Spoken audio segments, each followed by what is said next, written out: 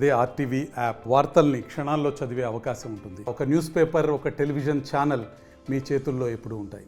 Rangareddy Palamuru lift ఇరిగేషన్లో ముఖ్యంగా రైతుల భూములు 1 ఎకరం, సగం ఎకరం, 2 ఎకరాలు, 3 ఎకరాలు, 5 ఎకరాలు పోయినటువంటి వారికి రాష్ట్ర ప్రభుత్వం కంపన్సేషన్ ఇచ్చేది. అకార్డింగ్ టు 1 ఎకరానికి 5 లక్షలు, సగం ఎకరానికి 2, ఇట్లా చాలామంది రైతులకు ఇక్కడ నుంచి ప్రాజెక్ట్ కింద పోయిన రైతులందరికీ ఇచ్చారు. ఇస్తే నాగర్ కర్నూలులో ఒక సావుకారి, ఆయన పేరు సాయిబాబా, ఆయన ఏం చేసిండంటే, మీరు పైసలు ఏడా దాచిపెట్టుకుంటారా, దొంగలు ఎత్తుకపోతారు, తాగితే ఉడాయిస్తారు, బిడ్డ వచ్చిందని, కోడలు వచ్చిందని ఏదో అబద్ధాలు చెప్తే మరి నువ్వేమి ఇస్తావు ఉంటారే, 2 రూపాయలు 3 రూపాయలు మీకు తీస్తా, కూర్చొని తినొచ్చు కదా, ఆ పైసలు అట్లనే ఉంటాయి, మిత్తి తిను అన్నాడు.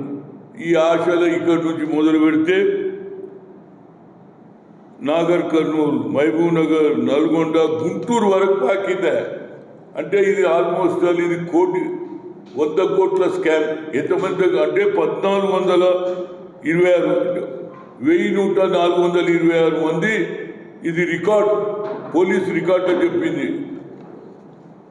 ఎస్పీ గైక్వాడ్ వైభవ్ రఘునాథ్ గారితో కలిశాం, ఆయన అంతా డీటెయిల్ చెప్పాడు.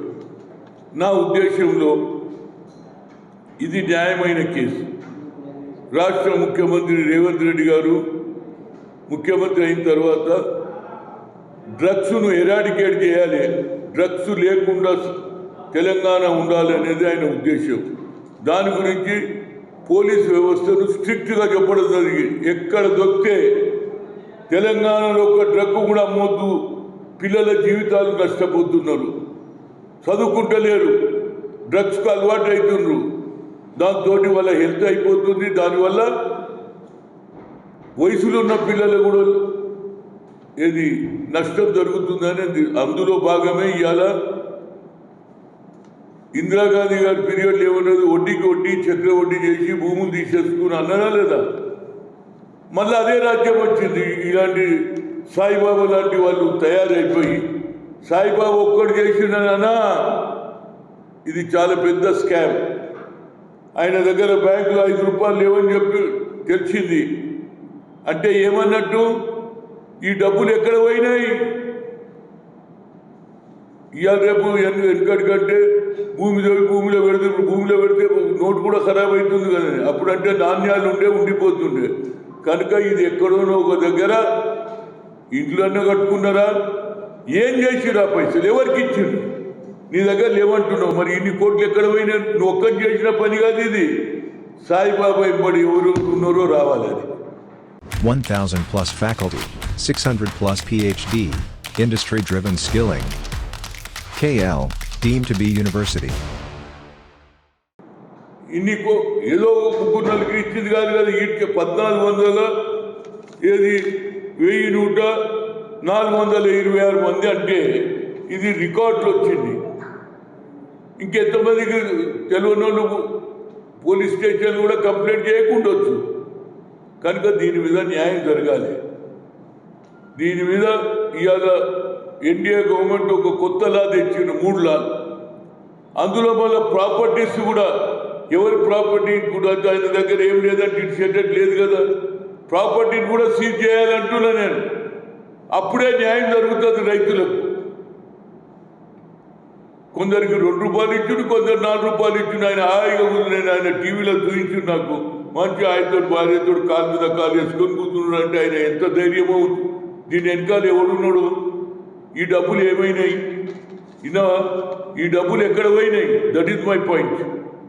పైసా కాదు, 2 పైసలు కాదు, కోట్లు. ఒక్కొక్కరి దగ్గర 5 లక్షలు తీసుకున్నావు. ఎక్కువ భూమి అమ్మిన దగ్గర 5 ఎకరాలకు ఎంత 25 లక్షలు తీసుకున్నావు కదా. 25 లక్షల 2 లక్షలు ఇంటికి పెట్టుకున్నా, 23 లక్షలు తీసుకున్నావు కదా. ఏమైనాయా పైసలు? మిత్తి ఆశలు అందరూ అవమానపడుతున్నారు, ఇది అందరూ మోసపోతున్నారు. కనుక ఈ క్రైమ్ తప్పనిసరిగా తీర్చాలి. ఎట్లనైతే డ్రగ్లో డ్రగ్ దాని మీద మా ముఖ్యమంత్రి రేవంత్ రెడ్డి ఎంత సీరియస్ ఉన్నాడో, ఇది ఆయన సొంత జిల్లా, దీని మీద ఆయన ఎక్కువ శ్రద్ధ తీసుకోవాలి. దీని మీద ఈ డబ్బులు ఎక్కడ పోయినాయి? Student activities and care. CRT training. Flexible curriculum. KL, deemed to be university. అదేవిధంగా హోమ్ మినిస్టర్ కూడా హోమ్ మినిస్టర్ ఆయన డీజీని కూడా కలుస్తా. ఇదే పెద్ద స్కామ్ అండి. పేదోళ్ళు ఆఖరికి ఉద్యోగాలు లేక మహబూబ్నగర్ జిల్లా పాలమూరు అంటే ఇతర ప్రాంతాల్లో పోయి పనిచేసే కూలీ నాలీలు ఏదో దేవుని దయతో ఇప్పుడు ప్రభుత్వం వచ్చింది, ప్రాజెక్టులు వస్తున్నాయని వచ్చి ఏదో భూమి పోయింది, పైసలు వచ్చినాయని హాయిగా బిడ్డ పెళ్లి బిత్తి వస్తే నా మన్మరాలు పెళ్లి చేద్దామని ఒకడు, బిడ్డ పెళ్లి చేద్దామని ఏమైంది, ఇక మన్మరాలు లేదు, బిడ్డ లేదు, ఇక వాళ్ళు ఉరేసుకోవాలి. అంత భయం లేదు ఆయనకు. దీని వెనకాల ఎంతమంది ఉన్నారు? ఇంత పెద్ద స్కామ్. ఇది ఆల్మోస్ట్ 100 కోట్ల స్కామ్ ఇది నా లెక్కల. 1000 కోట్ల స్కామ్ ఇది. 100 కాదు, 1000. ఇంతకుముందు 500 ఉంటుండగా ఇంతమంది తీసుకున్నాడు. మరి థౌజండ్స్ ఆఫ్ కరోడ్స్ ఎక్కడ పోయినాయి అనేది పాయింట్. దాని మీద పోలీసు వ్యవస్థ ఛేదించాలి. దీని వెనకాల ఎవరున్నారో తేవాలి. రైతులకు న్యాయం అయ్యే వరకు నేను ప్రతిసారి నెలలో ఒకసారి అన్నా నాగర్ కర్నూలుకి వస్తా, డెవలప్మెంట్ తెలుసుకుంటా. ఎవరెవరు ఉన్నారు, ఇలా చుట్టాలు ఎవరు, ఈ పన్యాలు ఎవరు, ఈయన ఎవరెవరితో సంబంధాలు ఉన్నాయి, ఈ డబ్బులు ఎక్కడ పోయినాయి? ఇతర దేశాలకు పంపిండా? అది కూడా రావాలి కదా. మనీ ల్యాండింగ్ చేసిండా? ఏది తెలవాలి కదా. డబ్బులు అయితే ఇట్లా పెట్టుకోలేదు కదా, ఎక్కడ పోయినాయి మరి? కనుక దీని మీద శ్రద్ధ వహించాను. నేను ఎస్పీ గారిని వాళ్ళ ఆఫీషియల్తో అందరితో మాట్లాడినా తప్పనిసరిగా సార్ వీళ్ళు ట్రై ఎవరు లెవెల్ పెంచుతారు. ఎందుకంటే ముఖ్యమంత్రి గారు జిల్లాలో ఇట్లా అన్యాయం జరుగుతుంటే ముఖ్యమంత్రి గారు తప్పనిసరిగా దీని మీద సీరియస్ తీసుకుంటాడు అనేది నా ఉద్దేశం. మరిన్ని వీడియోస్ కోసం ఛానల్ ని సబ్స్క్రైబ్ చేయండి. లేటెస్ట్ అప్డేట్స్ కోసం వాట్సాప్ ఛానల్ ని ఫాలో చేయండి. అండ్ లింక్ డిస్క్రిప్షన్ లో ఉంది.